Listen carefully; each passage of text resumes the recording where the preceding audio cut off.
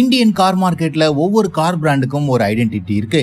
Maruti Suzuki கார்கள் அப்படின்னா நல்ல மைலேஜ் கொடுக்கும். டொயோட்டா கார்கள் அப்படின்னா நல்ல ரிலேபிளா இருக்கும், ஆனா விலை அதிகமா இருக்கும். ஸ்கோடா, ஃபோக்ஸ்வேகன் போன்ற கார்கள் நல்ல பில்ட் குவாலிட்டி மற்றும் பெர்ஃபார்மன்ஸோட வரும். இது மாதிரி ஒவ்வொரு பிராண்டுக்கும் ஒவ்வொரு ஐடென்டிட்டி இருக்கு.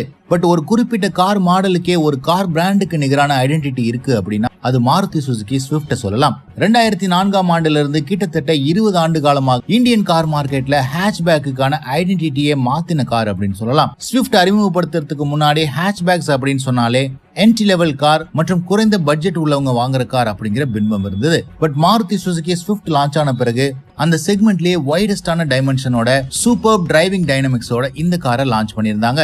நீண்ட காலமா ஃபேஸ் லிஃப்ட்டுக்கு வெயிட் பண்ணிட்டு இருந்தாலும் சேல்ஸ் சார்ட்ல கிட்டத்தட்ட நம்பர் 1 பொசிஷன்ல இருக்கு மாருதி சுசுகி ஸ்விஃப்ட். புது கார் மார்க்கெட் மட்டும் இல்லாம ரீசேல் வேல்யூ உள்ள கார் எது அப்படின்னு கேட்டீங்கன்னா ஈஸிலி அது ஸ்விஃப்ட் அப்படின்னு சொல்லலாம். இந்த அளவுக்கு இந்தியன் மார்க்கெட்ல பாப்புலரா இருக்கிற மாருதி ஸ்விஃப்ட்டுக்கு அடுத்த ஜெனரேஷனை லான்ச் பண்ணிருக்காங்க. இந்த காருக்கான இன்டீரியர், எக்ஸ்டீரியர் ஸ்பெசிபிகேஷன்ஸ் போன்ற பல விவரங்கள் வெளியாயிருக்கு. கூடிய விரைவில் நடக்கவிருக்கிற ஜப்பானீஸ் மொபிலிட்டி ஷோல தான் இந்த காருக்கான இமேஜஸ் லீக் ஆயிருக்கு. இந்த இமேஜஸ் வச்சு பார்க்கும்போது overall silhouette existing Swift தழுவிதான் இருக்கு. ஃப்ரண்ட் அண்ட் டிசைனை பொறுத்த வரைக்கும் ஹெட்லாம்ப் யூனிட் முன்ன விட ரொம்பவே ஷார்ப்பாவும் ட்ரெபிசாய்டல் யூனிட்டாவும் மாறி இருக்கு. ஃப்ரண்ட் கிரில்ல மினிமலிஸ்டிக்கா கொடுத்தாலும் ஃபுல்லி பியானோ பிளாக் பினிஷ் கொடுத்திருக்காங்க. பாட்டம் போர்ஷன்ல புதிய அலுமினியம் பார் ஆட் ஆகுது. கிளாம்ப் ஷெல் பானட் இன்னுமே ஸ்போர்ட்டியா ரொம்பவே எக்ஸ்பென்சிவான மினி காரை ஞாபகப்படுத்துது.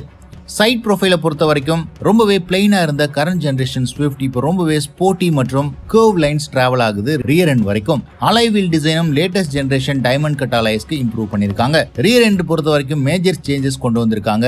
ஸ்போர்ட்டி பிளாக் ஸ்கிட் பிளேட், சென்டர்ல மறுபடியும் ட்ரெபிசாய்டல் டிசைன், ஷார்ப் கட்ஸ் உள்ள எல்இடி டெயில் லேம்ப்ஸ் மற்றும் இன்னுமே எக்ஸ்டெண்ட் ஆயிருக்கிற ரியர் ஸ்பாய்லர் அப்படின்னு ரொம்பவே ஸ்போர்ட்டியா தெரியுது புதிய ஜெனரேஷன் ஸ்விஃப்ட். இன்டீரியர்லயும் மேஜர் ரீவாம்ப் பண்ணிருக்காங்க நெக்ஸ்ட் ஜெனரேஷன் ஸ்விஃப்ட்ல.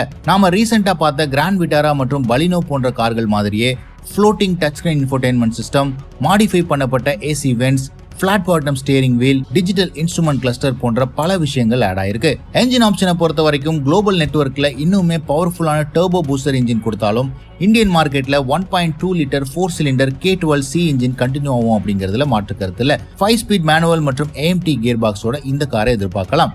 பிரைசிங்கை பொறுத்த வரைக்கும் 30,000 இருந்து 50,000 ரூபாய் வரைக்கும் பிரைஸ் இன்க்ரீஸை எதிர்பார்க்கலாம்.